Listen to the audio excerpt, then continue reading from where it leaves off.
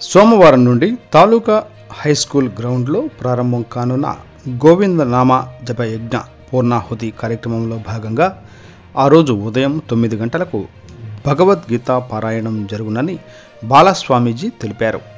శనివారం ఉదయం తాలూకా హైస్కూల్ ప్రాంగణంలో మీడియాతో మాట్లాడారు. మైసూరు సచ్చిదానంద స్వామి గుంటూరు శాఖ ఆధ్వర్యంలో వారి శిష్య బృందం సభ్యులచే 1000 మందితో నిర్వహించే భగవద్గీత పారాయణము తెనాలి పరిసర ప్రజలు పాల్గొని ఆలకించవలసిందిగా కోరారు. ఆదివారం సాయంకాలం నగరోత్సవం మార్కెట్ వద్ద గల రామాలయం నుండి గాంధీ చౌక్ మీదుగా తాలూకా హైస్కూల్ వరకు జరుగునని స్వామీజీ తెలిపారు. ఈ కార్యక్రమంలో అధ్యక్షులు నంబూరి కృష్ణమూర్తి, ఎం రమణయ్య, కోన నాగేశ్వరరావు, గోపు ప్రభారాణి, గణపతి సచ్చిదానంద స్వామి గుంటూరు శాఖ నుండి పారాయణ సభ్యులు సీతారామిరెడ్డి, బిఎస్ సుస్మిత, సిహెచ్ కృష్ణకుమారి తదితరులు పాల్గొన్నారు.